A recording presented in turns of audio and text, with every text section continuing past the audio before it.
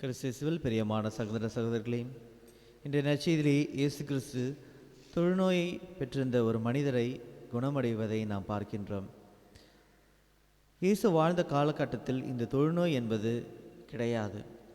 இன்று உண்மையிலேயே நாம் லெப்ரசி தொழுநோய் என்று எதை நாம் பார்த்திருக்கின்றோமோ அப்படிப்பட்ட ஒரு தொழுநோய் என்பது இயேசு வாழ்ந்த காலகட்டத்தில் இருந்தது இல்லை என்பதை நிரூபிக்கின்றார்கள். ஆக இவர்கள் எதை தொழுநோய் என்று கூறினார்களோ அது எல்லாம் இந்த தோல் வியாதிகளை தான் குறிப்பிடுகின்றது. ஆக ஒரு மனிதரிடம் இருக்கின்ற தோல் வியாதியை அவர்கள் தொழுநோய் என்று சொன்னார்கள். ஏனென்றால் இந்த வியாதி என்பது ஒருவிடமிருந்து மற்றவிடம் பரவக்கூடிய ஒரு வியாதியாக இருக்கின்றது. ஆகவே இந்த பரவக்கூடிய வியாதியை கொண்டிருக்கின்ற எந்த ஒரு மனிதர்களாக இருந்தாலும் அவர்களை தீட்டுப்பட்ட மனிதர்கள், அவர்கள் பாவிகள் என்பதற்காக அவர்களை சமூகத்திலிருந்து தள்ளி வைக்கப்பட்டிருந்தார்கள்.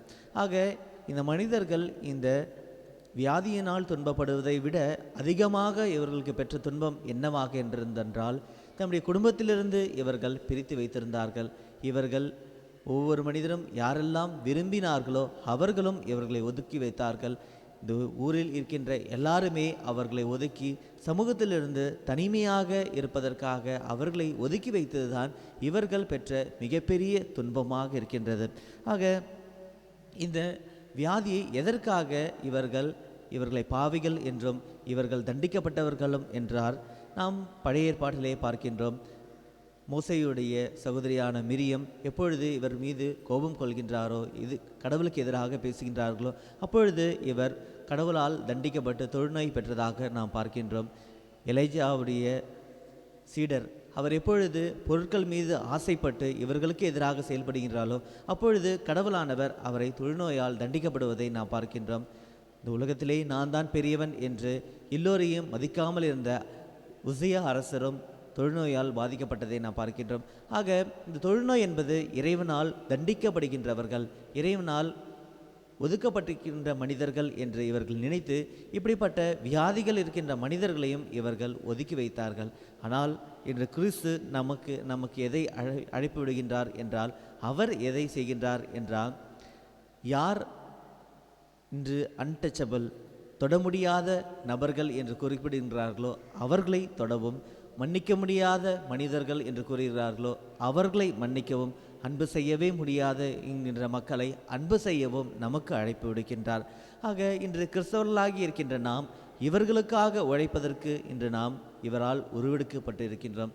ஆக இன்று இந்த தொழுநோய் என்பது நம்முடைய தோல் வியாதிகளாக, கண்ணால் பார்க்கக்கூடிய வியாதிகளாக மட்டும் இல்லை, நம்முடைய ஒவ்வொருடைய உள்ளத்திலும் இருக்கின்றது. நாம் யாரை நம்முடைய கோபத்தின் மூலமாகவும் நம்முடைய சுயநலத்தின் மூலமாகவும் பிறரை நாம் ஒதுக்கி வைக்கின்றோம் என்றால் அப்பொழுது நாமும் இந்த தொழுநோயால் பாதிக்கப்பட்டிருக்கின்றோம். இன்று நான் இவரிடம் பேச மாட்டேன், இவர் மீது துன்பம் கொண்டிருக்கின்றேன், இவர் மீது நான் கோபம் கொண்டிருக்கின்றேன் என்று நான் பிறர் மீது பொறாமைப்படுகின்ற பொழுதும் நாம் இந்த நோயால் இப்படிப்பட்ட ஒரு நோயால் நாமும் பாதிக்கப்பட்டு இருக்கின்றோம். ஆனால் எப்பொழுது இவற்றை நம்முடைய மனங்களிலிருந்து எடுத்துவிட்டு பிறரை நாம் அவரிடமும் இருக்கின்ற இறைவனை பார்த்து பிறரை நாம் அணைத்து கொள்கின்றோமோ அப்பொழுது இயேசுவை போல நாம் பிறரை குணப்படுத்துபவர்களாகவும் நாம் நம்மையே குணப்படுகின்ற ஒரு மனிதர்களாகவும் மாறுகின்றோம் என்பதை தான் இன்றைய நற்செய்தி நமக்கு தெரிவிக்கின்றது. ஆக இன்று நாம் எப்படிப்பட்ட ஒரு மனிதராக வாழ்கின்றோம்? பிறரை ஒதுக்குகின்ற மனிதர்களாக வாழ்கின்றோமா, அல்லது பிறரிடம் இருக்கின்ற மனிதர்களிடத்தில் இருக்கின்ற இறை குணத்தை பெற்றுக்கொண்டு அவரிடம் ஆசீர்வாதத்தை கொடுக்கின்ற மனிதர்களாக, பிறரை அரவணைக்கின்ற மனிதர்களாக வாழ்கின்றோமா என்பதை சிந்தித்த வண்ணமாக இத்திருப்பலியிலே நாம் வர வேண்டி மன்றாடுவோம்.